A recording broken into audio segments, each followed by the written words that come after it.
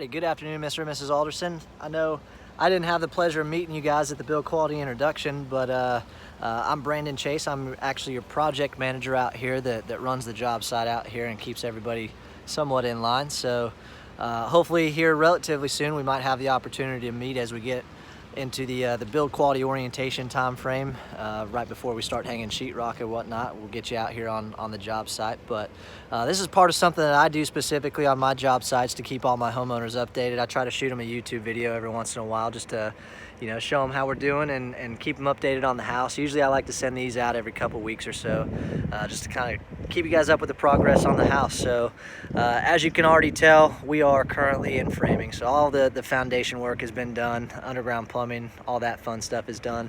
And we are actually towards the end of framing on your house. This is about frame day 8 that you see right here. So we technically have 2 more days left in our schedule to complete the framing on the house.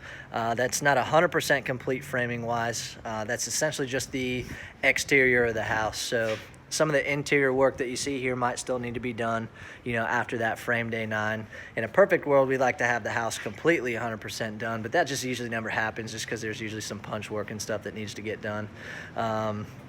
But some of the stuff that I always like to point out to my homeowners at this point in time, especially, since we got that hurricane coming up the coast, there's some really cool features in your house that I could actually kind of show off to you. And, you might have that question, well, what actually keeps my house on the foundation, if a hurricane should pass through.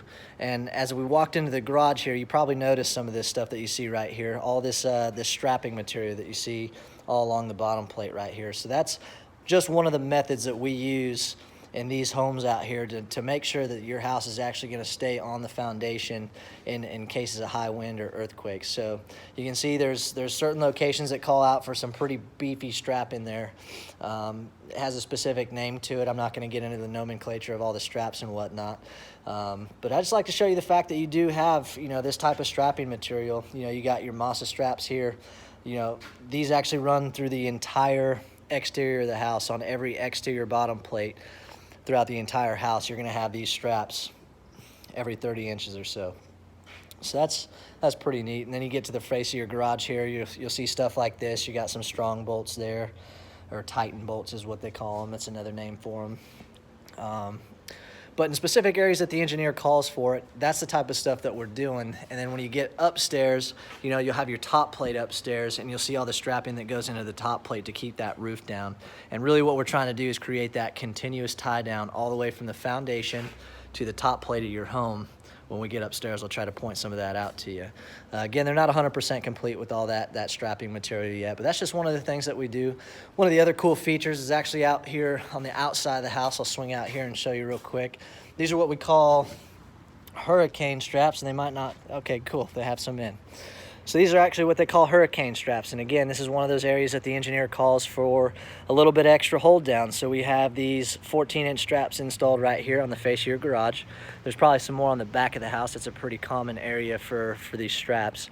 But that's another way that we actually hold that house to the foundation. So all these straps that you've seen so far, these are all wet set into the foundation.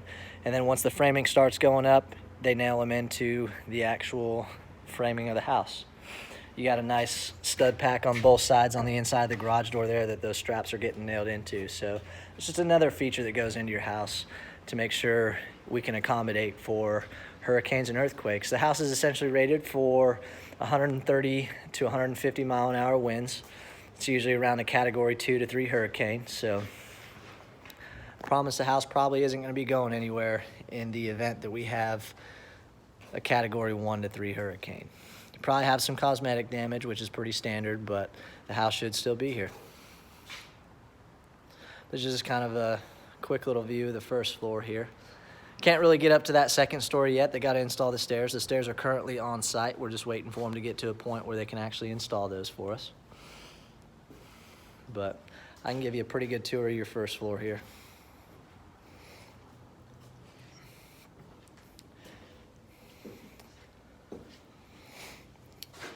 When we come in for the build quality orientation, there's a lot of stuff, that was hopefully discussed with you at that build quality introduction as far as quality and what Pulte does differently in their home.